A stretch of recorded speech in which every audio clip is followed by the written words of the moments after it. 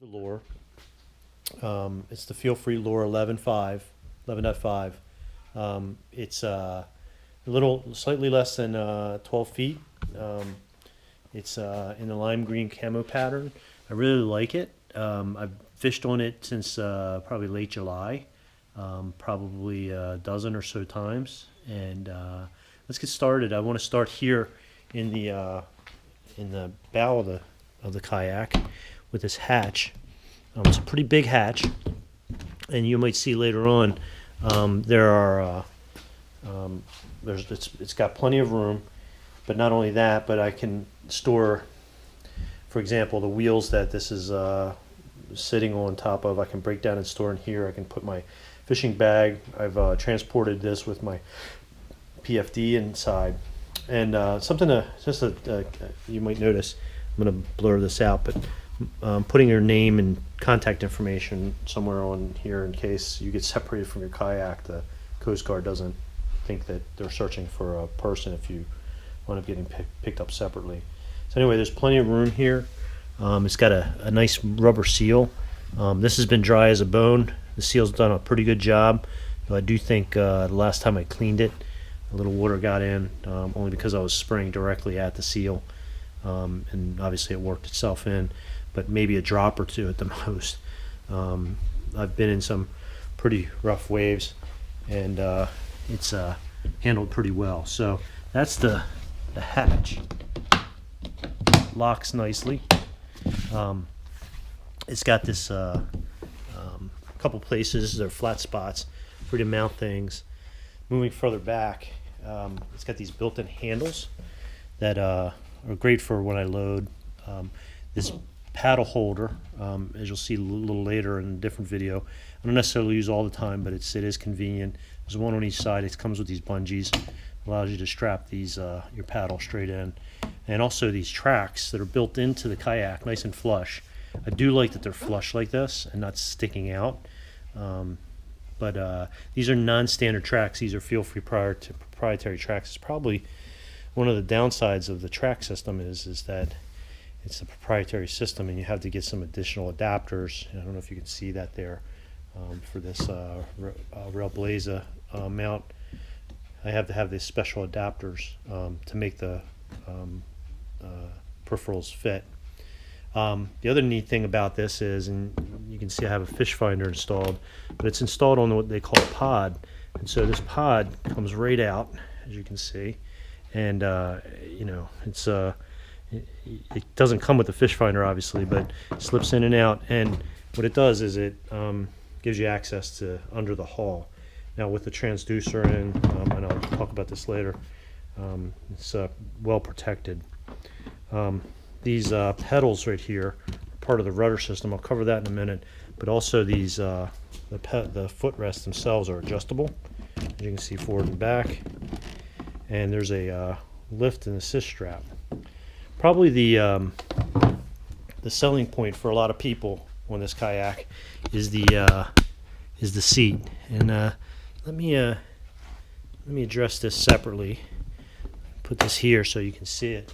But as I adjust the seat, the one thing that everyone talks about is being able to sit up higher.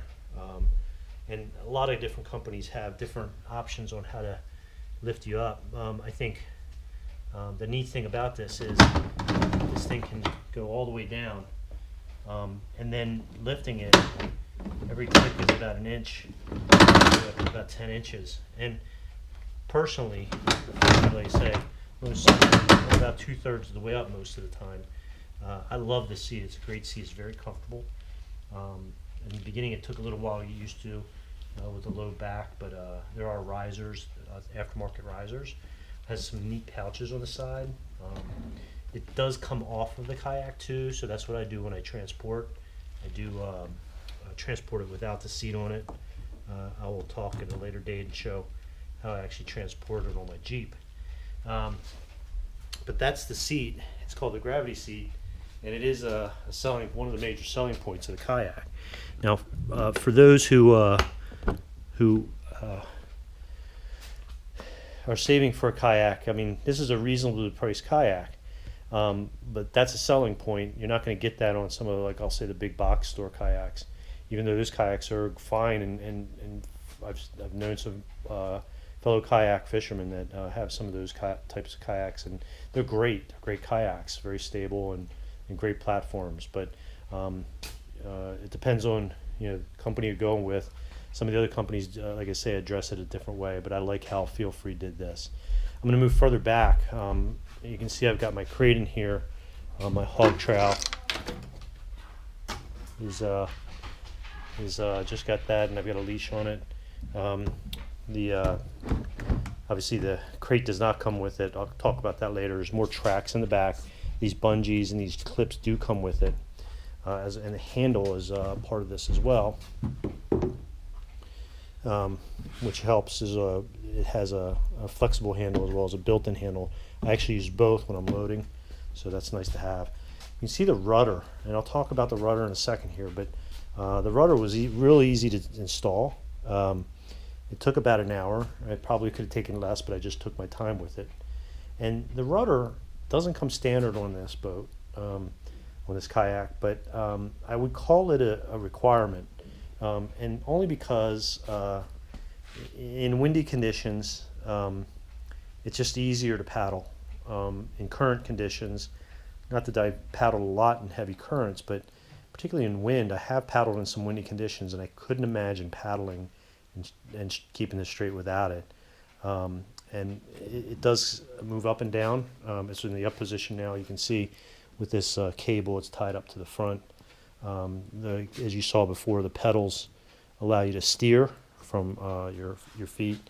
The one mod I did with this, just as a point of information for those who do have this, because I have to take this off, this does come off. You can see it slides up and down pretty easily, but it is attached to the kayak with this cotter pin. This wasn't standard. It typically comes with a nice flat washer and a cotter pin. I got this different kind of cotter pin from one of the big box hardware stores, and this spacer, just so I can easily load it and unload it, and I felt a little more safer way this pin was.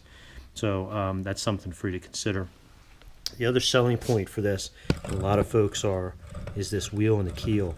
This makes transporting this kayak to and from your car short distances on hard surfaces like at boat ramps very easy. You notice also what I've done is I've put a little Gorilla Tape in spots where it could rub.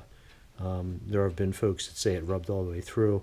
I think you'd have to pretty much abuse this kayak to have that happen. But I have noticed some rub spots, and I'm just trying to keep it for as long as I can. So the more I can take care of it, the better. It's just what I like to do. Has a drain plug, though I've never really had to use it, fortunately. And it does come with two built-in rod holders. They're nice rod holders. They come with leashes, which is kind of nice. That's not enough for me. I usually fish with 4 rods. But again, you can see the side rails and tracks do require the adapters for that. And then moving forward, there's a cup holder here, but I'll tell you, the cup holders are kind of useless. If I was Feelfree, I'd probably figure out some other way to do a cup holder. I haven't really found a way to use my cup holder for anything other than, I really don't use it for that. And then going further up again, here's the connection for the rudder, as you can see, going up and down. There's another handle on this side, bungee, and a track. The other thing is these scupper holes. There's a number of them. Allow the draining. They do come with scupper plugs. I think 6 or 8 of them. It's plenty. I've only used 4. The other neat thing is this engineered mat. It's nice and soft, but it's skid proof. So I'm able to stand on this. If I didn't say that, I can stand on this thing, and it's plenty stable. I think it's got a 36-inch beam, 36-inch beam. It is plenty stable. I've stood on this in slightly windy conditions, wavy conditions. I don't know if I'd stand on it in heavy waves or very heavy wind. And then some of the other features, along here. One of the things I do like using are these knobs up here. These are rod holders, so then I typically, when I'm ready to go to another spot, instead of swinging the rod around to another to one of the rod holders, I'll just lay it down. It doesn't go sliding all the way off, which is kind of nice. Again, this is the Feelfree Lure, the 11.5. If you liked the tour, if there's any other questions you have about it, let me know, and I will try to answer in the comments. And I will talk a little bit about some of the features and the fish finder in another YouTube video. Hopefully we'll be able to give you some further insight on how I actually put together my kayak. Hope you liked it. As I said, please comment, subscribe, comment, and thumbs up if you like something. If you don't like something, please leave a comment. If you have any questions, I'm more than willing to answer. Thanks.